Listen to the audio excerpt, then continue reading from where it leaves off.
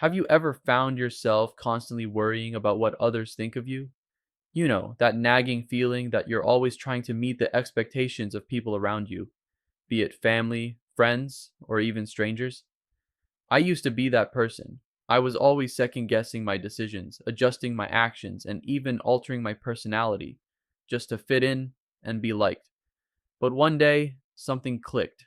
It all started when I stumbled upon a book called The Courage to be Disliked by Ichiro Kishimi and Fumitaka Koga. I had heard about it before, but never took the time to actually dive in. When I finally did, I realized that all the problems I had been facing in life, whether it was anxiety, stress, or constant self doubt, boiled down to one simple thing. I cared too much about what others thought of me. I realized that the key to true happiness wasn't about seeking validation or approval from others, it was about living for myself, regardless of the opinions around me. The book's core message resonated deeply with me.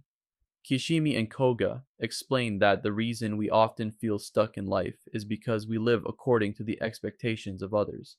We adapt our actions and choices to gain approval, but in doing so, we lose our sense of freedom and true happiness. They emphasize the idea of the courage to be disliked, a powerful concept that encourages us to live authentically, even if it means not being liked by everyone. As I continued to read, it became clear that we all have the potential to be happy, no matter our past or circumstances. Happiness isn't determined by external factors or validation, it's an internal decision. The authors drew on the ideas of Alfred Adler, a psychologist who believed that the goals we set in life shape our emotions, actions, and even our identity. The more I thought about it, the more I realized how true this was. My goals were often driven by the need to meet others' expectations, which left me feeling drained and unfulfilled. Now I focus on living for myself. I have learned that helping others without seeking anything in return brings me far more joy than trying to be perfect for someone else. By accepting that not everyone will like me, I've unlocked a new sense of freedom, and for the first time, I feel at peace, not because I'm constantly being validated, but because I'm living in a way that feels right to me. For as long as I can remember, I've been a people pleaser. I constantly worried about how others saw me, always trying to fit into their expectations, as if my happiness depended entirely on their approval. It was exhausting. I'd often find myself walking into rooms, wondering what people were thinking, or second guessing my words before I even spoke. But all of that changed one day when I came across a book that completely shifted my perspective. The Courage to be Disliked by Ichiro Kishimi and Fumitaka Koga. In the book, the authors presented a powerful idea. Every problem we face in life has one simple cause. We care too much about what others think of us. It was as if the fog of my own confusion was finally lifting. They explained that worry is not something that originates from within ourselves, but rather it's always linked to the outside world.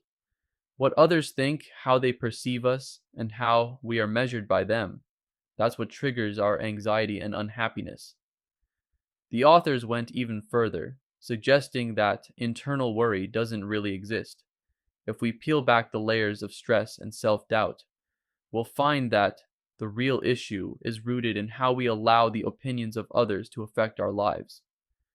Every fear or anxiety I had about situations, from social interactions to career decisions, was driven by the concern of what people would think of me, whether it was an interview, a conversation with friends, or even posting something on social media.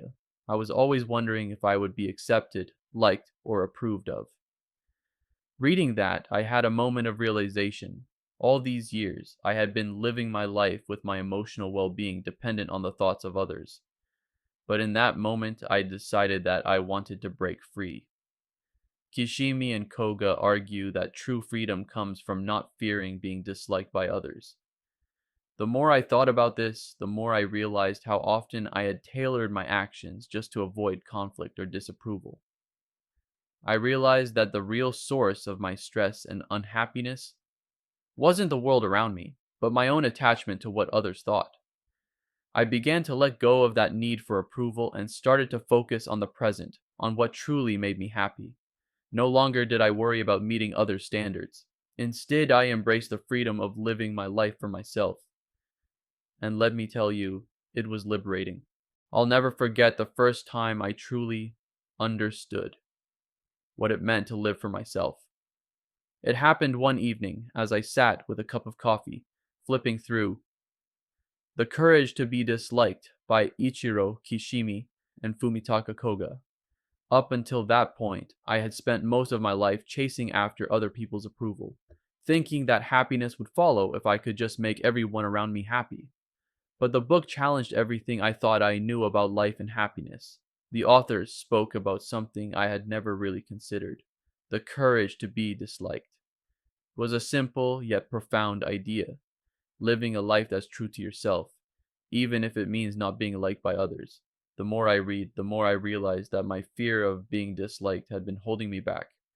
I had spent so much energy trying to please everyone that I had completely forgotten what it felt like to make decisions based on my own desires, not someone else's expectations. Kishimi and Koga explained that freedom comes from embracing the reality that not everyone will like you, and that's perfectly okay. They argued that having the courage to be disliked is not about lacking confidence. Rather, it's about having the strength to live authentically and follow your own path, no matter what others think. For years, I had been walking on eggshells, trying to avoid conflict and seeking constant validation from others. But what I was really missing was the freedom to be myself without fear. It hit me hard, the idea that I wasn't truly free because I was letting the opinions of others dictate my actions. I had built my life around the approval of others, and in doing so, I had sacrificed my own happiness and peace of mind. It was a heavy realization, but at the same time, it felt like a weight had been lifted. From that moment on, I started practicing the courage to be disliked. I began making choices that were in line with what I truly wanted, not what I thought would make others happy. At first, it was uncomfortable, but over time, I realized something important. The more I embraced the freedom to be myself, the lighter and more fulfilling my life became. I stopped fearing judgment, and for the first time, I felt at peace with who I was, regardless of who liked or disliked me. It was, in every sense, the beginning of living for myself. I never really thought about how my goals shaped my life until I came across a thought provoking idea in The Courage to Be Disliked by Ichiro Kishimi and Fumitaka Koga. Up until that point, I always assumed my happiness depended on the outcome of my goals, whether it was landing a big promotion, getting a new car, or being admired by others. But what the author said completely shifted my perspective. The goals we set are not just about achieving something, they shape who we are and how we feel about ourselves. Kishimi and Koga delved into the psychology of goal setting, explaining how our habits, emotions, and thoughts are all tied to the goals we choose. For example, the reason I would feel anxious before a job interview wasn't just about the fear of rejection, it was about the underlying goal I had set for myself: to gain approval and validation from others. I had unconsciously tied my self-worth to how well I performed in front of others. It wasn't the job I was after, it was the approval that came with it. This was a huge revelation for me. The authors explained that when we make goals based on what others think or expect from us, we're not setting ourselves up for true fulfillment. Instead, we're simply trying to fit into someone else's version of success.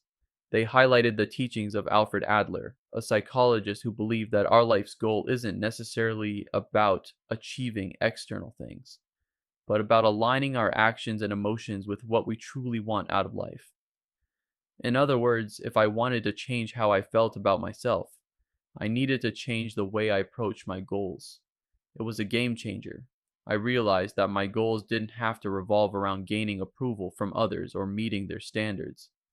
True happiness would come when I set goals that were aligned with what I truly valued, not what I thought others expected of me. I began to focus on goals that nurtured my personal growth, my relationships, and my well being, rather than chasing achievements to impress others. As I shifted my focus, I noticed a shift in my emotions too. I felt more grounded and confident, not because I had achieved anything extraordinary, but because I was living according to my own values and goals. And in doing so, I started feeling a sense of fulfillment that I had been missing for so long. I used to think that my past was the reason I couldn't find happiness. I had a difficult childhood, and for years I believed that the trauma I experienced back then had a hold on my future. I carried this heavy burden around, using it as an excuse for not achieving my goals or living the life I truly wanted. But everything changed when I read The Courage to be Disliked by Ichiro Kishimi and Fumitaka Koga. In the book, the authors challenge the idea that past trauma dictates our future. They argue that while our past experiences may influence us, they do not define us. This was a powerful revelation. It was as if I had been given permission to let go of the weight I had been carrying for so long. They explain that no experience is inherently a cause of success or failure. It's how we choose to interpret and use those experiences that shapes our future. I remember a particular part that really stuck with me. We do not suffer from the shock of our experiences, but instead, we make out of them whatever suits our purposes. I had been allowing my past to control my present, letting it define my goals and limit my potential. But in reality, I had the power to change that narrative. The authors reminded me that even though past experiences can shape our emotional responses, they are not the final word on who we are or what we can achieve. As I processed this new perspective, I began to realize that I didn't have to let my past trauma hold me back. In fact, I could choose to move forward and create new experiences that were rooted in the present, not in the pain of the past.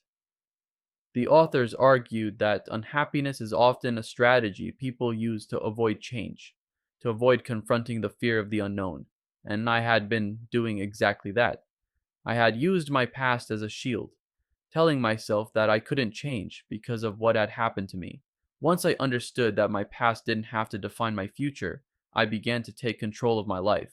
I stopped blaming my past for my unhappiness and started making choices that were in line with the person I wanted to be. It wasn't easy, and it didn't happen overnight. But slowly, I began to feel free. I realized that my happiness wasn't bound to my past. It was in my hands, and I had the power to create a new story for myself. I used to believe that happiness was something you could achieve only by gaining the approval of others.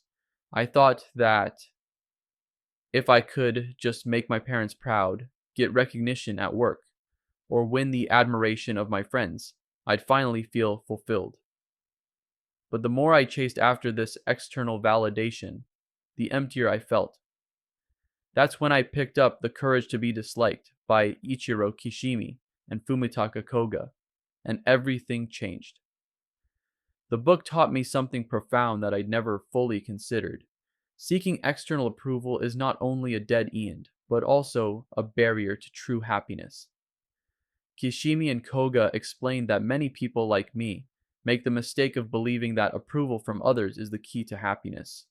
They argued that our need for validation often comes from deeper, unconscious desires, like wanting to feel good about ourselves or to prove that we are worthy. But the problem with this is that it's an endless cycle. No matter how much approval we receive, it never feels like enough. This was an eye-opening moment for me. I realized that I had spent so much of my life living according to the expectations of others. Whether it was my career path or personal choices, I had often made decisions based on what I thought would earn me praise or recognition.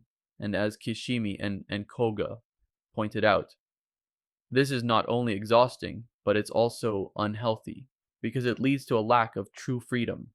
I was so busy trying to meet everyone else's standards that I had lost sight of what really mattered to me. The authors explained that true happiness doesn't come from seeking approval, it comes from being confident in your own decisions and actions. They described how people who are truly happy focus on helping others and finding meaning in their contributions, rather than obsessing over whether they are liked or admired. Happiness, they said, comes from knowing that you are useful to others, not from fulfilling others' expectations of you. This message was a turning point. I started to shift my focus away from trying to please everyone and began to live for myself. I learned that approval is not a measure of my worth. True fulfillment comes from living authentically, embracing who I am, and contributing to others in a way that feels meaningful.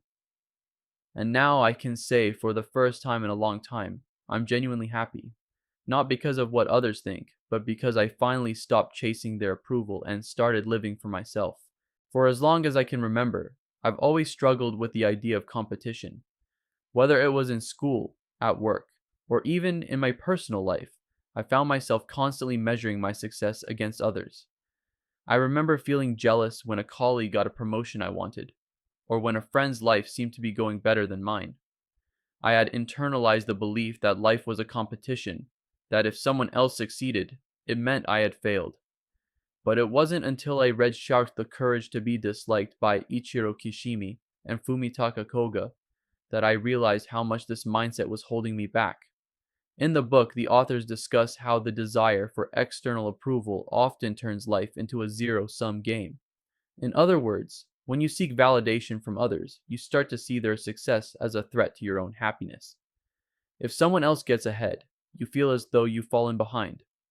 This constant comparison creates an unhealthy sense of competition, where others are no longer seen as potential allies or partners, but as rivals.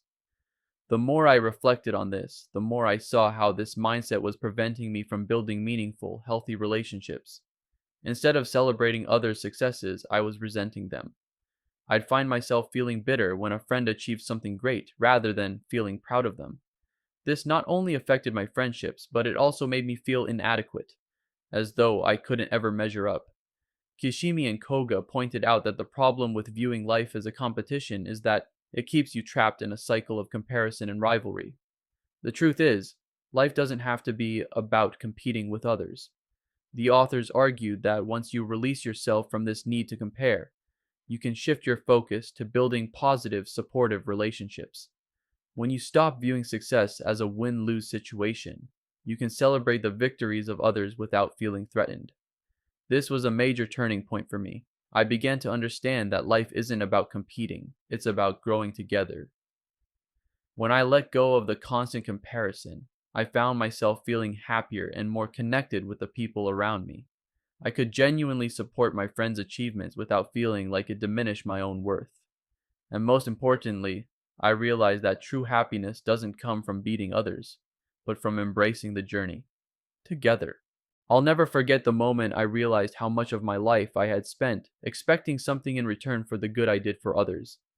It wasn't a moment of anger or resentment, but a quiet, introspective revelation. I was reading The Courage to Be Disliked by Ichiro Kishimi and Fumitaka Koga. When it struck me, my desire to be liked and appreciated had subtly turned even my kind gestures into transactions. The authors explained that a lot of unhappy people act out of a sense of entitlement. They give to others, but in return they expect something, whether it's gratitude, acknowledgement, or reciprocity. It was a concept I had never truly understood until that moment. I had spent so much of my life doing nice things for people, only to feel disappointed when they didn't return the favor or show enough appreciation. This sense of expectation had started to cloud my relationships, turning simple acts of kindness into a form of bargaining. As I reflected on my own actions, I realized that I was often using others to validate myself. Whether it was going out of my way to help a friend or organizing an event for a loved one, I had been doing it because I wanted to be seen as a good person, hoping that my actions would somehow lead to recognition. But the more I expected in return, the more it drained me. It wasn't selfless, and it certainly didn't bring me the fulfillment I had hoped for.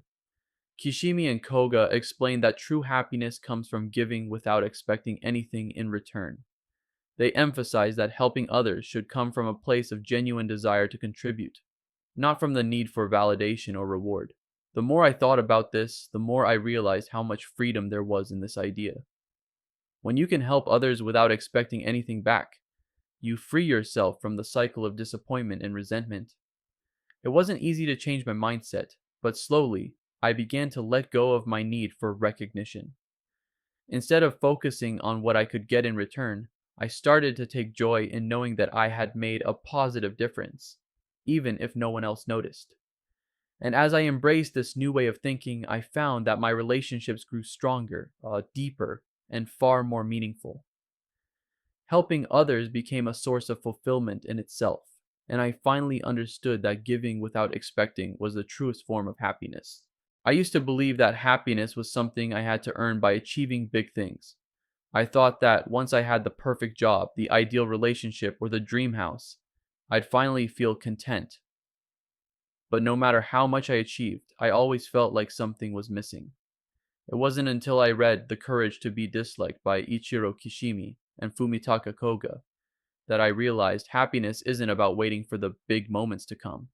It's about finding joy in the small everyday experiences. The book's message was clear. Happiness isn't tied to grand achievements or future goals, but to our ability to live fully in the present. Kishimi and Koga explained that many people are stuck chasing after distant goals, thinking that once they reach them, they'll be happy. But the truth is, happiness isn't something you can postpone or achieve someday. It's found in the here and now, in the way we engage with life at this very moment. At first, this concept seemed strange to me. I had always been someone who pushed myself relentlessly, always looking ahead to what I could accomplish next. But when I started to reflect on my life, I realized that I was missing out on so much by always focusing on what was to come. I was so caught up in my future goals that I wasn't fully appreciating the beauty of the present. I wasn't enjoying the process, the little victories, or even the quiet moments of peace.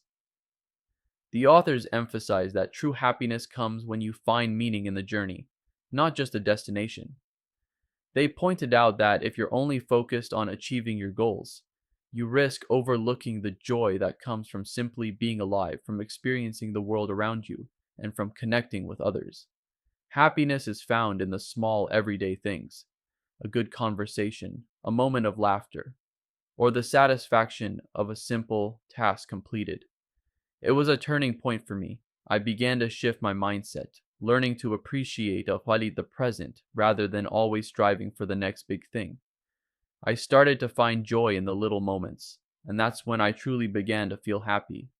I realized that the secret to a fulfilling life isn't in what you achieve, but in how you live each day. And now I approach each day with a sense of gratitude, knowing that happiness is right here, in the now. When I first read The Courage to Be Disliked by Ichiro Kishimi and Fumitaka Koga, I felt like a light bulb went off in my head. The authors made a bold claim that no matter what you do, there will always be people who dislike you. It was a hard pill to swallow at first, especially for someone like me who had spent most of my life trying to make everyone happy. I always worried about being judged, feared rejection, and sought to live up to everyone else's standards. But what Kishimi and Koga said next changed everything. True happiness comes from accepting that some people won't like you, and that's perfectly okay. I had always been terrified of the idea of being disliked. The thought of not meeting someone's expectations or not being seen in a positive light was deeply unsettling. I tried to shape myself into someone I thought others would admire or accept, but it felt like I was living a life that wasn't truly mine. It was exhausting, and I was always left feeling drained and unfulfilled. The authors explained that the key to real freedom and happiness is in letting go of the fear of being disliked. They argued that as long as you are constantly trying to be liked by everyone, you'll never be able to live authentically. They pointed out that seeking the approval of others ultimately stifles your own sense of self. Instead of focusing on what others think, they encouraged me to live in a way that felt right to me, even if it meant not everyone would approve. This was a revelation for me. It wasn't easy at first to let go of the need for validation, but slowly I began to shift my mindset.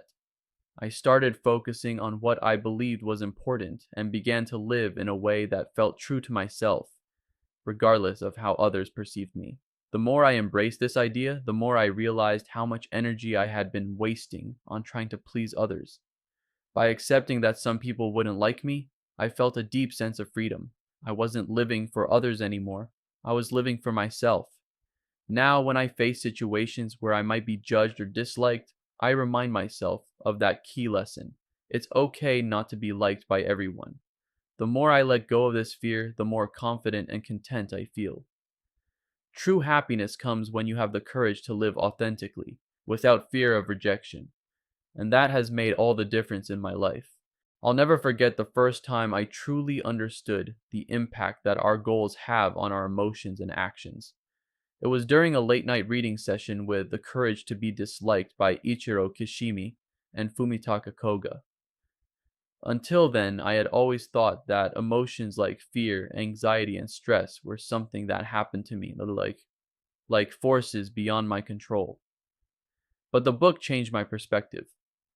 The authors explain that our emotions are not just reactions to external events, but are directly influenced by the goals we set for ourselves.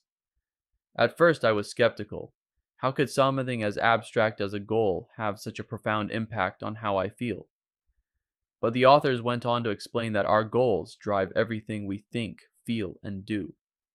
They pointed out that when we set goals based on what we think others expect from us, we create emotions that help us either achieve those goals or avoid failure.